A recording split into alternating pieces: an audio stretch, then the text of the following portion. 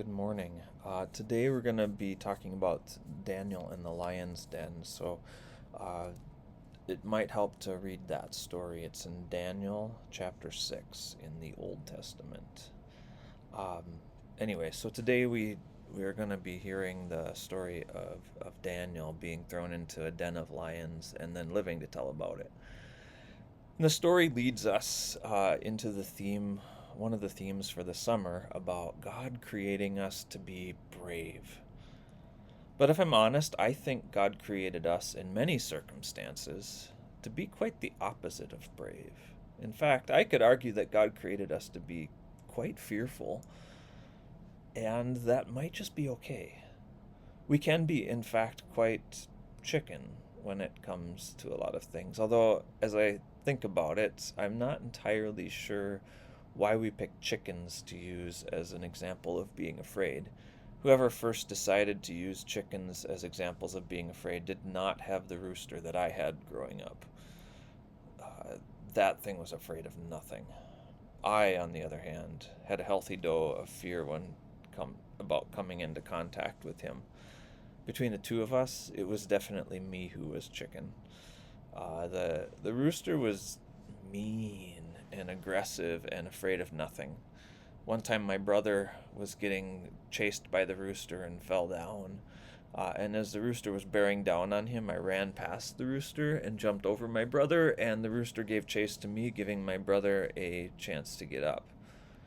And we still refer to that as the moment when I saved my brother's life.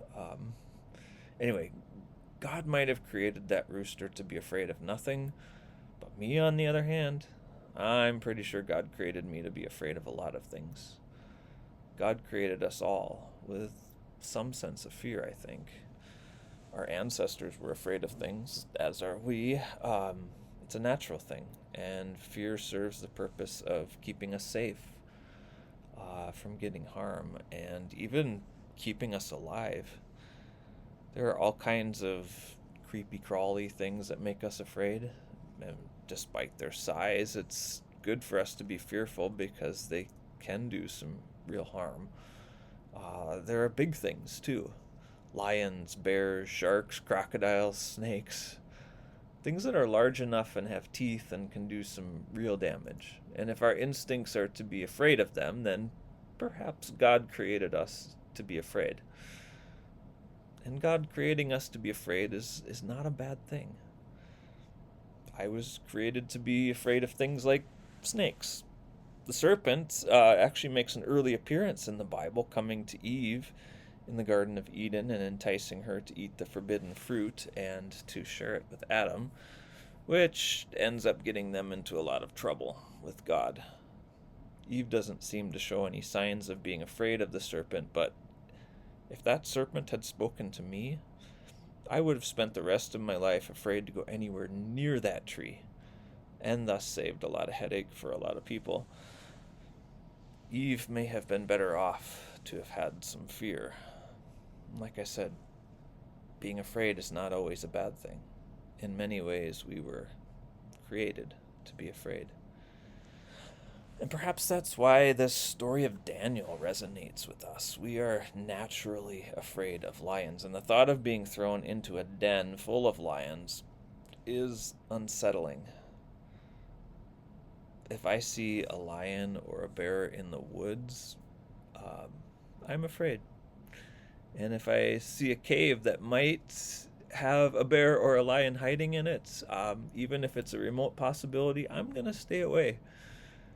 I have been told enough about bears and mountain lions to know not to let my fear over uh, take over and cause me to run, but I'm going to do what I can to get out of there because I have no interest in being brave in that moment. Fear of that threat will keep me alive, whereas bravery could get me hurt. God can create someone else to be brave in that moment. I'm getting out of there. But if there is a threat to someone else, someone I love, do I react differently? Now, bravery isn't about not being afraid. It's about being afraid and then acting against that fear and on a deeper held value. Acting out of love to protect others is one of those deeper values. Out of love, I might act differently if encountering a threat when my kids are near. So this story about the lion's den makes me think about those places where a core value overtakes my instinct for self-preservation. That's what the lion's den makes me think of. But in truth, the lions are actually a bit of a distraction away from the real danger in this story, from the real thing that we should be afraid of. They are a distraction away from the place where Daniel shows his bravery. The real danger does not come from the lions. The real danger comes earlier in the story when the other leaders conspire to do harm to Daniel. Likewise, Daniel's act of bravery doesn't come at the lion's den, it comes earlier in the story. Daniel's faced with a dilemma.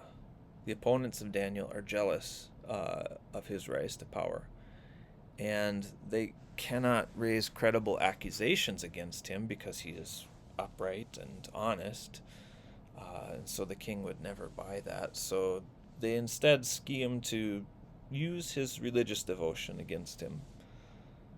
They trick the king into enacting a new law that forbids anyone from practicing their faith in an attempt to use Daniel's religious devotion against him. Daniel has reason to be afraid of the new law against prayer. It's a direct threat to him. He cannot plead ignorance on this either, because as a leader within the king's court, he would know what was going on. But despite the fear of losing his position and status and even his life,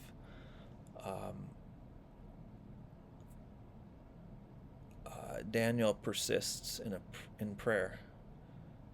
His love of God and devotion to God outweigh any consequence, and he is so bold as to open his windows and pray so that others can see him. And that's what bravery is, acting on a deeply held principle and acting out of love to do something that fear tells you not to do. So while God created us to be afraid, God also created us to be brave in certain circumstances,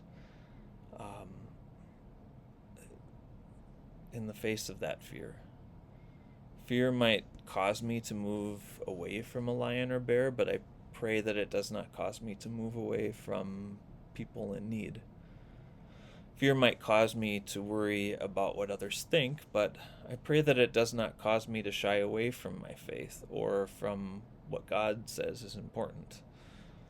Now, they say that the two greatest fears people have are of death and public speaking, and not necessarily in that order. But I pray that neither of these things will cause us to lose our faith in the resurrection of Jesus, or lose our resolve to proclaim the good news of God in all places. So may God give us the bravery to do what is right, even though we are afraid. Amen.